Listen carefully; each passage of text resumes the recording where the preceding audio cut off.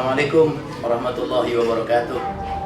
Saudaraku kaum muslimin di mana saja berada, wabil khusus yang sedang menyaksikan tayangan ini, semoga Allah Subhanahu wa taala merahmati, memberkahi kita semua. Amin ya rabbal alamin. Puji syukur kembali dan terus kita aturkan kehadiran Allah. Selawat dan salam semoga selalu tercurah kepada Nabi kita Muhammad sallallahu alaihi wasallam, sang pemilik as-syafaatil uzma, yang kita harapkan syafaat beliau baik di dunia maupun di akhirat. Rezeki ini diberikan ta'rif atau definisi dengan kata-kata kullu ma yanfa walau muharraman.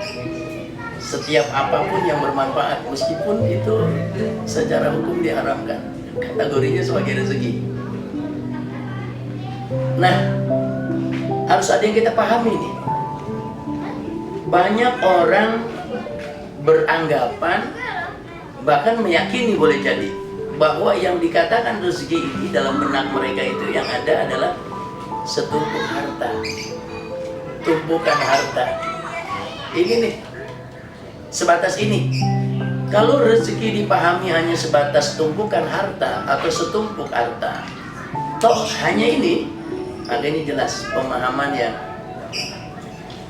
boleh kita katakan tidak tepat. Mengapa? Karena rezeki itu ternyata sangat banyak, ragamnya, bentuknya beragam dan berbagai macam bentuk. Dan harus kita pahami sama-sama dan harus kita ketahui sama-sama bahwa dikatakan oleh para ulama, a'zamur rizki at-taufiqu lit-ta'ah.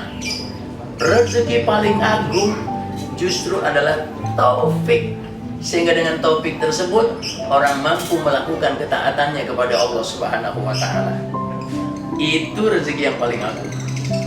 Kita nggak pungkiri setumpuk harta itu rezeki, sehat itu rezeki, punya rumah tangga sakinah mawaddah warahmah itu rezeki, punya kendaraan nyaman rezeki, punya rumah nyaman itu rezeki. Tapi ternyata azamur rizki at-taufiqu lit-ta'ah. Seagung-agungnya rezeki adalah taufik yang diberikan oleh Allah Subhanahu wa taala untuk melakukan ketaatan kepadanya. Dan rezeki itu ternyata ada yang diberkahi, ada yang tidak diberkahi. Kita berlindung kepada Allah Subhanahu wa taala dari rezeki yang tidak diberkahi. Lalu apa saja ciri rezeki yang diberkahi itu? Satu, ciri rezeki yang diberkahi adalah rezeki itu mesti halal. Kalau haram ya nggak berkah. Meskipun yang namanya rezeki, segala sesuatu yang memberikan manfaat meskipun diharamkan, tapi rezeki haram menandakan gak berkah. Rezekinya halal itu ciri rezeki yang diberkahi oleh Allah. Rezekinya halal.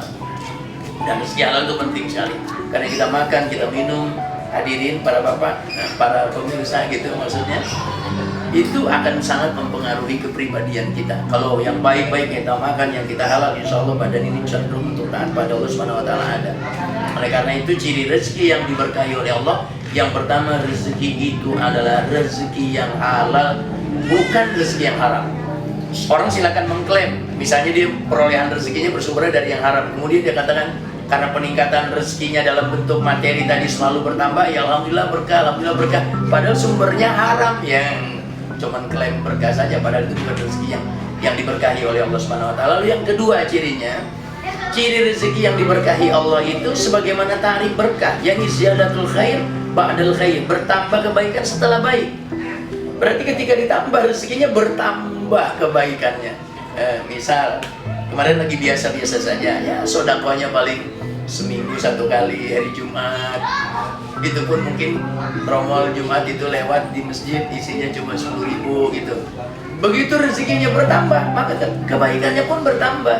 Sedekahnya tidak hanya satu kali dalam satu minggu, tidak toh hanya di hari Jumat saja, tapi ada di hari-hari lain.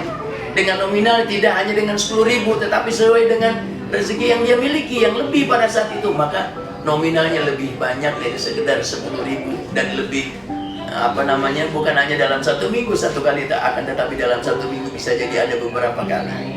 Ini ciri yang kedua. Kemudian ciri yang ketiga, rezeki yang berkah itu pasti gampang dipakai untuk ibadah kepada Allah, digunakan untuk ibadah kepada Allah Subhanahu wa taala.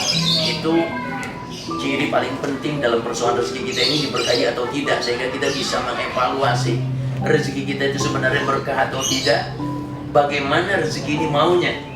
Kalau ini rezeki gampang sekali dipakai untuk ketaatan kepada Allah, untuk ibadah kepada Allah Subhanahu wa taala, ini ciri bahwa rezeki itu betul-betul diberkahi. Karena rezeki yang tidak diberkahi itu digunakan untuk ibadah kepada Allah, Masya Allah, sulitnya luar biasa.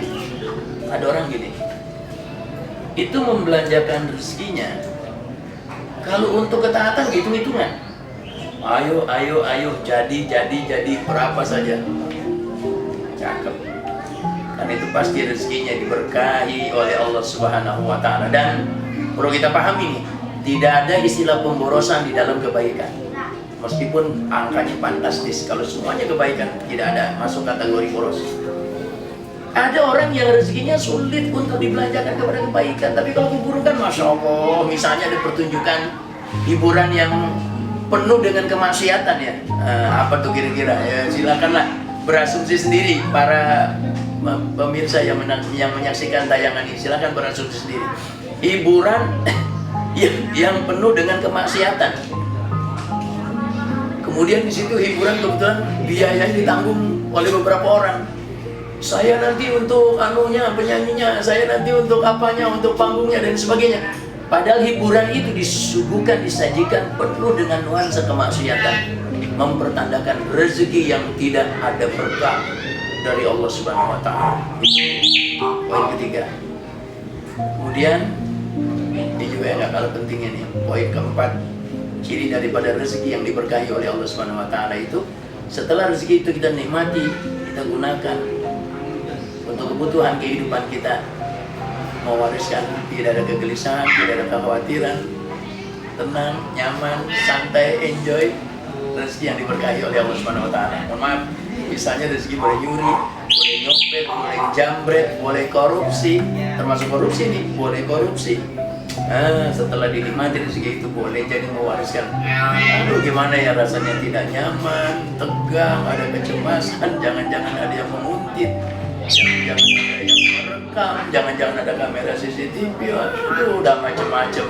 Nauzubillah min dzalik, kita berlindung kepada Allah Subhanahu wa taala. Kita memohon kepadanya agar rezeki yang Allah anugerahkan kepada kita semua, apapun bentuk rezeki tersebut, adalah rezeki yang ada keberkahannya dari Allah Subhanahu wa taala. Dan jangan lupa, rezeki teragung justru bukan sesuatu yang material.